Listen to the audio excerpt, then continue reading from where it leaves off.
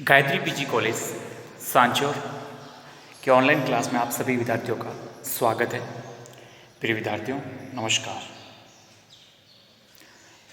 BA final year राजनीति विज्ञान विषय के अंतर्गत हम हमारे पेपर अंतर्राष्ट्रीय संबंध, जिसमें हम चीनी विदेश नीति का अध्ययन कर रहे हैं। आज की कक्षा में हम डिस्कशन करेंगे कि चीन की विदेश नीति का जिस प्रकार से विकास हुआ है उसके विभिन्न चरणों में, कि किस किस चरण में उसने अपनी किस प्रकार की अपनी विदेश नीति का संचालन किया है। ये सब समझने के साथ साथ इससे पूर्व हम देखेंगे कि चीन अपनी विदेश नीति के संचालन में किस प्रकार के साधनों का प्रयोग करता है। तो सबसे पहले हम देख लेते हैं कि चीनी विदेश नीति के साधन किस प्रकार से वो अपनी इस फॉरेन पॉलिसी के अकॉर्डिंग वो साधनों को अपनाता है, स्वीकार करके वो प्रयोग करता है।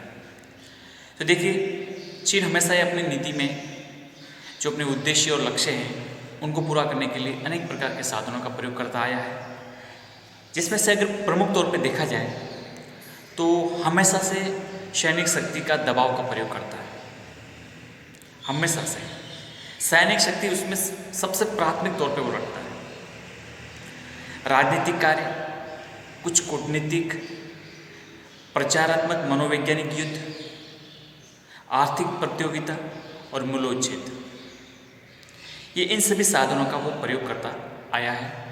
आप देखेंगे कि साम्यवादी चीनी क्रांति के बाद से ये कंटिन्यू इन साधनों का प्रयोग करते हुए चीन अपनी विदेश नीति को आगे ले जाता रहा है।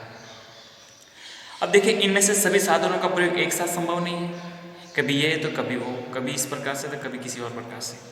सभी साधनों का एक साथ तो प्रयोग कर ही नहीं सकते। ऐसा तो है नहीं कि सब एक ही चीन है और सब दुनिया उसके पीछे, ऐसा कुछ नहीं है। विभिन्न परिस्थितियों के अनुसार उसने इन साधनों का प्रयोग किया। जब उसको लगता है कि मुझे यहाँ पर किस प्रकार से अपने लक्ष्य या अपने जो हित है उनकी पूर्ति कर सकता हूँ, तो उसने उस प्रकार के फिर साधनों को स्वीकार किया है। बात समझ में आ रही है आपको? इन साधनों के प्रयोग के लिए, इन साधनों के प्रयोग के समय चीन अपने देश की आंतरिक परिस्थितियों को भी ध्यान में रखता है कि अगर मैं जिस साधनों को अपना रहा हूँ उससे मेरे देश की आंतरिक परिस्थितियों पर क्या प्रभाव पड़ेगा और मेरे लिए किस प्रकार से अनुकूल रहेगा। ये भी ध्यान रखते हुए वो अब अपने जो भी प्रादेशिक दावे हैं, राष्ट्रीय सुरक्षा है या फिर एशिया में चीनी तथा साम्यवादी प्रभाव की जो वृद्धि करने का जो उसने लक्ष्य है वो इन सबको पूरा करता है। तो बिल्कुल अपने आंतरिक और बाह्य परिस्थितियों को देखते हुए इन साधनों का प्रयोग करता हमेशा से आया है। अब देखिए, विशेषकर अगर इन सभी जो उनके साधन हैं उनमें अगर अपन बात करें तो चीन की विदेश नीति के साधनों में सैनिक शक्ति और मूल्योच्छेद यानी संवर्जन, ये दो महत्वपूर्ण हैं। इन साधनों का उसने जबरदस्त तरीके से अपनी विदेश नीति के संचालन में इसका प्रयोग किया है। एशिया में चीन का प्रभाव बढ़ाने का एक सबसे बड़ा कारण है प्रबल चीनी सैनिक शक्ति। सबसे ज़्यादा आप कहें कि एशिया महाद्वीप में जो बड़ी सेना है और मजबूत सेना है वो चीनी सेना है। और चीन इस समय अपने 4 मौलिक उद्देश्यों की पूर्ति के लिए अपनी सैनिक शक्ति का विकास भी बड़ी तीव्र गति से कर रहा है। उसके जो लक्ष्य निर्धारित किए गए 4, उसमें से उनकी पूर्ति करने के लिए वो अपनी सैनिक शक्ति को ज़बरदस्त तरीके से बढ़ा रहा है। अभी हाल ही में जिस प्रकार से अमेरिका और अब चीन के साथ और भारत और चीन के साथ जिस प्रकार से तनाव जो बढ़ा हुआ है, आप देखेंगे दोनों देशों की जो सैन्य दृष्टि से तुलनात्मक अध्ययन करें तो आपको मालूम होगा कि आज चीन की सबसे ताकतवर सेनाओं में से एक है। मतलब आप यूँ समझें कि अमेरिका की जो सेना नंबर 1 है वर्ल्ड में, उसमें आप देखेंगे कि जो अमेरिकी नौसेना है, अमेरिकन नेवी है, उससे भी मजबूत और सशक्त आज चाइना की नेवी है। अमेरिका के पास जो युद्धपोत है उससे कई ज़्यादा युद्धपोत आज चाइना के पास है। तो ऐसे अगर परमाणु शस्त्रों की बात करें तो कम से कम 400-500 परमाणु शस्त्र आज चाइना के पास है। तो यूँ कहें कि सेकेंड लार्जेस्ट आर्मी है जो उसके पास है, चीन के पास। और इसमें भी उसका तो टारगेट है कि मैं आने वाले वर्षों में भी अमेरिका की सेना को पीछे छोड़ दूँ। ज़बरदस्त तरीके से अपना डिफेंस सिस्टम, मिसाइल और जो भी अपने परमाणु शस्त्र हैं इनमें ज़बरदस्त तरीके से वो इजाफा कर रहा है। अब जो उद्देश्य कौन कौन से 4 मौलिक उद्देश्य हैं? पहला उद्देश्य वो ये है कि चीन को साम्यवादी आर्थिक पद्धति के साथ महान राजनीतिक और भयावह प्रचंड सैनिक शक्ति बनना है। चीन की पूरी जबरदस्ती महत्वाकांक्षा है कि मैं मेरी जो साम्यवादी आर्थिक पद्धति है उसको बढ़ाने के साथ साथ एक महान राजनीतिक और एक लोगों में खौफ, आक्रामक, प्रचंड, भयावह सैनिक शक्ति बनाना, ताकि कोई भी नाम लेने से डरे कि चीन की आर्मी इस प्रकार से। अब उसके मंसूबे कहाँ तक पूरे होते हैं वो तो सब कुछ आगे की बातें हैं, लेकिन वो ऐसा चाहता है मैं दुनिया में इस प्रकार से प्रचंड शक्ति के रूप में उभर कर सामने आऊँ। और दूसरा उद्देश्य ये है कि इस प्रचंड शक्ति के द्वारा, मतलब अपनी सैनिक शक्ति के द्वारा एशिया महाद्वीप में प्रमुख शक्ति बनना और वहाँ अपने सर्वोपरि प्रभाव स्थापित करना। मतलब यूँ समझता है कि एशिया तो मेरा है, मैं जैसा चाहूँ वैसा करूँगा। एशिया में मेरे को बिना पूछे कुछ भी नहीं हो सकता। एशिया की जो पंचगिरी है वो मेरे हाथों में रहनी चाहिए। एशिया का नेतृत्व मैं करूँ और वर्चस्व मेरा स्थापित हो। मुझे किसी भी अन्य शक्ति के द्वारा, अन्य देश के द्वारा किसी प्रकार की प्रतिस्पर्धा नहीं होनी चाहिए। आपको पता है वो भारत को मित्र थोड़ी मानता है, भारत को एक यूँ समझ अपना प्रतिद्वंदी है और ये मेरे आने वाले समय में एशिया में मेरे लिए रोड़े अटका सकता है। इसलिए इन प्रकार ने पाकिस्तान द्वारा या आंतरिक हस्तक्षेप द्वारा, पड़ोसी देशों द्वारा कुछ न कुछ इस प्रकार के भारत में दखलंदाजी करता रहता है, ताकि भारत अंदर ही अंदर आंतरिक समस्याओं से जूझा रहे और वो बाहर निकल पाने में अक्षम हो जाए। तो इसलिए ये चीन ये समझता है कि बस मैं नंबर 1 बनने की कोशिश करने में लगा हुआ है। इन उद्देश्यों की प्राप्ति के लिए वो हमेशा सैनिक शक्ति का प्रयोग करता आया है। फिर तीसरा जो उद्देश्य है कि एशिया, अफ्रीका और दक्षिण अमेरिकी जो देश हैं, जो तीसरी दुनिया के देश जाने जाते हैं, उनमें साम्यवादी आंदोलन का नेतृत्व ग्रहण करना। कि तीसरी दुनिया के देश एशिया, अफ्रीका और ये जो दक्षिण अमेरिकी देश हैं, यहाँ पर जो साम्यवादी आंदोलन है, साम्यवादी संगठन है, साम्यवादी जो भी समूह बने हुए हैं, उनको ज़्यादा से ज़्यादा प्रोत्साहित करना, उनका मनोबल बढ़ाना, उनको हर एक प्रकार से सहायता देना, ताकि उनको ऐसा लगे कि जो अपनी साम्यवादी पद्धति है उसका विस्तार हुए और वो अपने चीनी समर्थक बनकर रह जाए, क्योंकि उसका मंसूबा बहुत बड़ा है। वो अपना, मैंने आपको पिछली कक्षा बताया था कि वो उस हैसियत को प्राप्त करना चाहता था जो कहते थे कि आज से 2000 वर्ष पूर्व महान जो चीनी सभ्यता थी उसको पुनः वो प्राप्त करना चाहता है। इसलिए वो चाहता है कि धीरे धीरे एशिया से बाहर निकलकर मैं पूरी दुनिया पे अपना कब्जा करूँ, पूरी दुनिया पर अपना नेतृत्व कायम करूँ, पूरी दुनिया में मेरे अनुसार ही दुनिया की व्यवस्था का संचालन हो। ऐसे अपने भविष्य लक्ष्य, कुछ उद्देश्यों को प्राप्त करने के लिए वो अनवरत लगा हुआ है और वो समझता है कि इन लक्ष्यों की प्राप्ति केवल मुझे सैनिक शक्ति और इसी से हो सकता है। दूसरा, अगर चौथा उद्देश्य देखें तो चीनी नेताओं का ये भी दावा है कि वे समूचे विश्व में पूंजीवाद और साम्राज्यवाद के विरुद्ध होने वाली क्रांतियों का प्रबल पोषक है। अब देखो, आप मतलब इनका उद्देश्य तो देखो, खुद की तरफ नहीं। अब आप देखेंगे कि चीन है वो अपनी जो आर्थिक क्षेत्र में है, अर्थव्यवस्था के क्षेत्र में खुद पूरी तरह से उदारवादी बना हुआ है, ठीक है।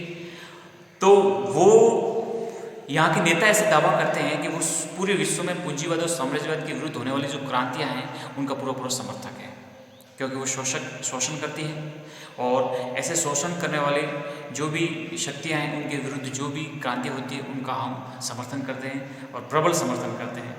तथा क्रांतिकारी युद्ध में प्रत्येक देश की जनता को सहायता देने के लिए सदैव प्रस्तुत, हमेशा के लिए तैयार है ऐसे देश की जनता के लिए कि हाँ, आपका जो शोषण कर रहे हैं हम आपके साथ हैं, आप उनसे लड़िए और जिस प्रकार की जो भी जो सहायता की जरूरत होती है हम पूर्ण करेंगे। तो मैंने आपको ये 4 उद्देश्य बताए। इन उद्देश्यों की पूर्ति करने के लिए वो हमेशा अपनी सैनिक शक्ति का प्रयोग करता आया है।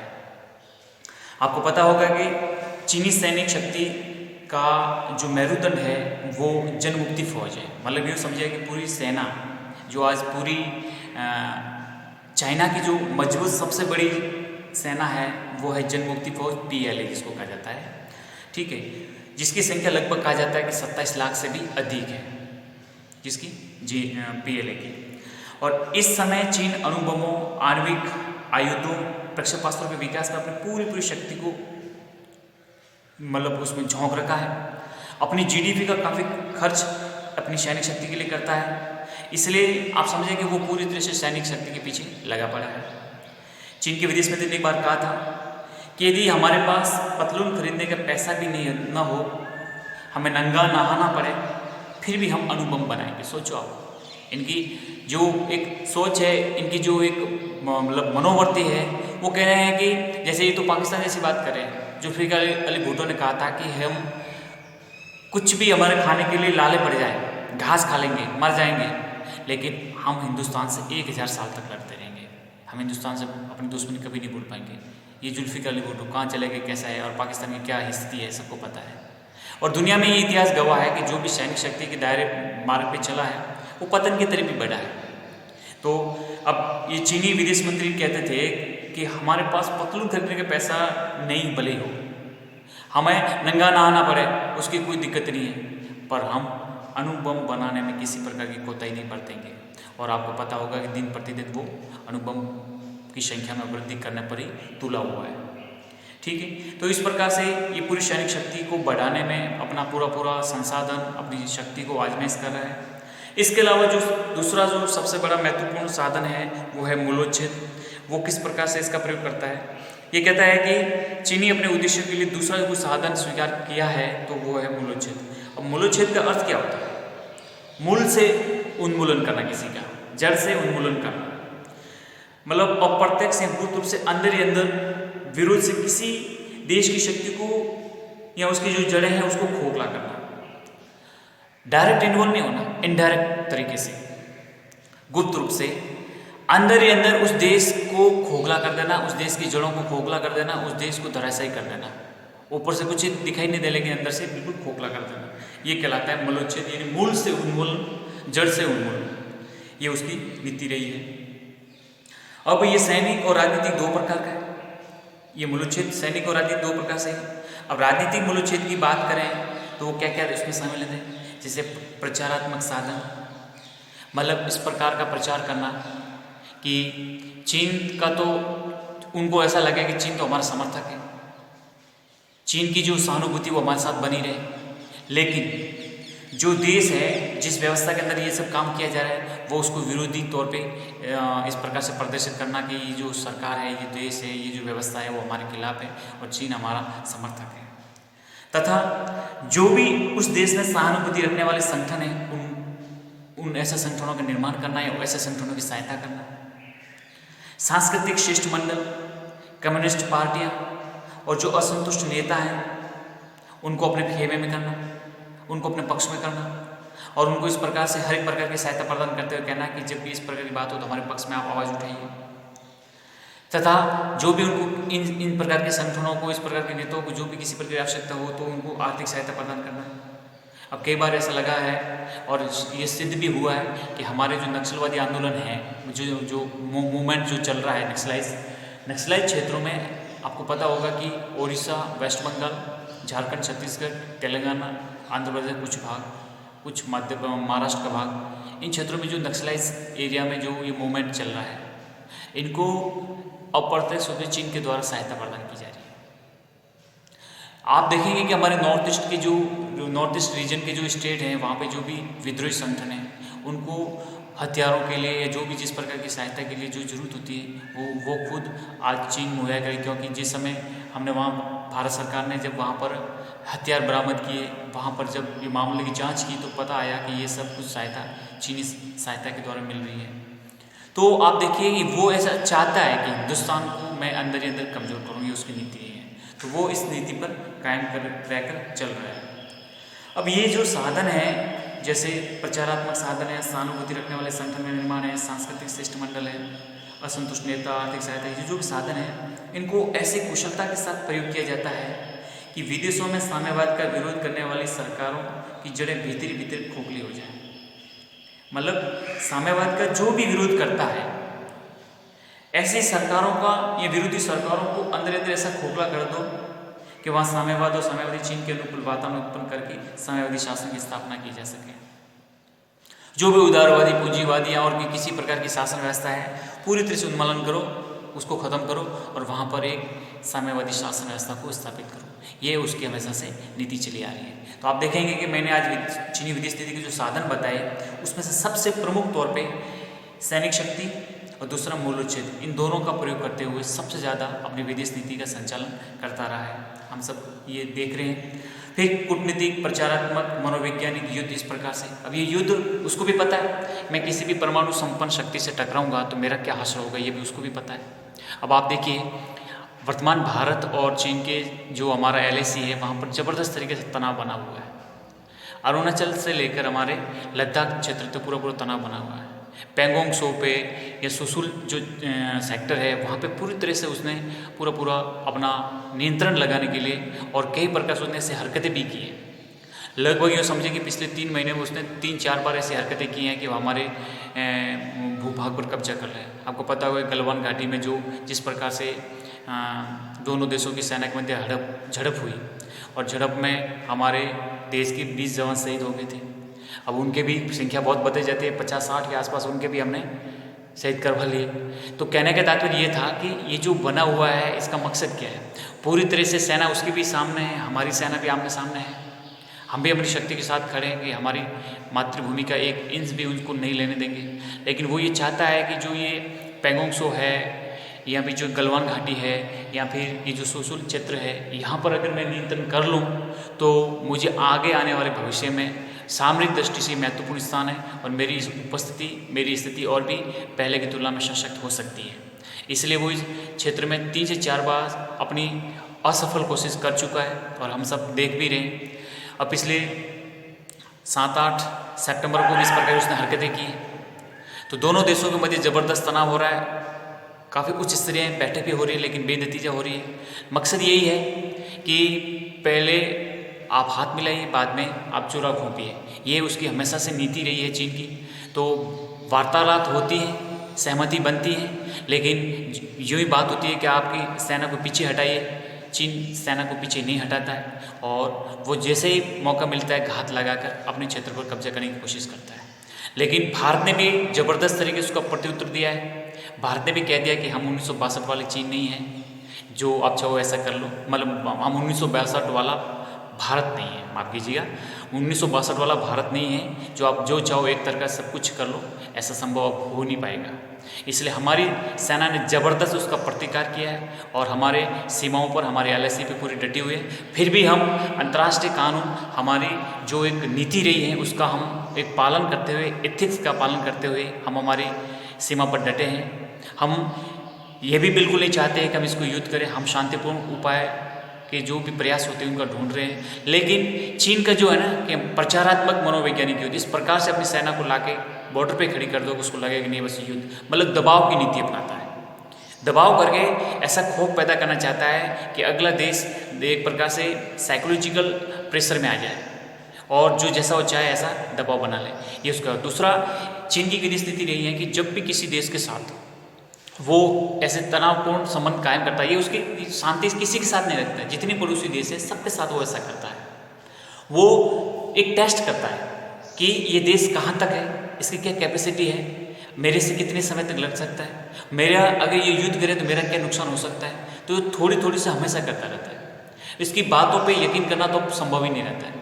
इसलिए वो उसका ये भी है कि अगर मैं हिंदुस्तान से ऐसा युद्ध करूं तो मुझे किस प्रकार का नुकसान हो सकता है। और यहाँ तक ये देखें कि अभी क्या हिंदुस्तान में वाकई परिवर्तन आया है, क्या हिंदुस्तान अब मेरे से चुनौती या मेरे को चुनौती दे सकता है, मेरे से युद्ध, मतलब हर एक प्रकार से वो अपने मायनों के अनुसार वो हर चीज़ का परीक्षण करना चाहता है। लेकिन वो शायद ये भूल कर रहा है कि इतने बड़े विशाल देश, इतने शक्तिशाली देश के साथ इस प्रकार का बार बार, क्योंकि हम संधियों से, हम समझौतों से बन रहे हैं। क्योंकि 1996 में हमारा और चीन के साथ हुआ था कि कभी भी बॉर्डर पे तनाव हो जाए तो हम बिना किसी शस्त्रों का प्रयोग किए हुए केवल एक दूसरे को अपने जो भी क्षेत्र है, सीमा जो बॉर्डर है उसमें घुसने से रोकेंगे, लेकिन शस्त्र का प्रयोग नहीं करेंगे। और आपको पता होगा कि उस समझौते के पालन के अंतर्गत ही उस दिन, जिस दिन गलवान घाटी में झड़प हुई थी, उस समझौते के तहत ही हम रुके, वरना तो चीन की वहाँ लाशें भी हम ढेर कर सकते थे। लेकिन हमने किसी प्रकार के शस्त्रों का प्रयोग नहीं किया, बल्कि शारीरिक तौर पे हमने किसी की हड्डी तोड़ी, किसी का गला तोड़ा, किसी का पाँव तोड़ा। तो ये हम समझौते से बंधे हुए थे, वरना हमारे पास कोई हथियार की कमी थोड़ी थी। लेकिन हम समझौतों का पालन करते, लेकिन चीन इन समझौतों में यकीन नहीं करता है। ठीक है, तो इस प्रकार से आप समझ सकते हैं कि हम पूरी तरह से संधि, समझौते, और हम प्रथम बात तो हमेशा हम शांतिपूर्ण सहस्तित्व के साथ और बिना किसी प्रकार के उन्माद, तनाव बढ़ाए बिना हम शांति से हर समस्या का समाधान ढूंढना चाहते हैं, लेकिन नहीं करता है। कौन? चीन। तो आप समझ सकते हैं कि केवल भारत की बात नहीं है, वो आज ताइवान के साथ ये कर रहा है, हांगकांग के साथ ये कर रहा है, उसका जापान के साथ यही है, वियतनाम फिलीपींस क्षेत्र में यही है, दक्षिण चीन सागर में यही है, यहाँ तक कि सीमा विवाद रशिया से भी रहा हुआ है। जितने छोटे देश हैं सबसे ये कहीं न कहीं प्रकार से अपनी इस प्रकार की नीति का प्रयोग करते हुए काम कर रहा है। तो ये कहाँ तक सफलता मिलती है ये एक भविष्य के गर्भ में है, लेकिन आपको बताया कि चीन का किस प्रकार का ये चरित्र है और किन साधनों का प्रयोग करते हुए अपनी विदेश नीति में वो आगे बढ़ने का काम करता है।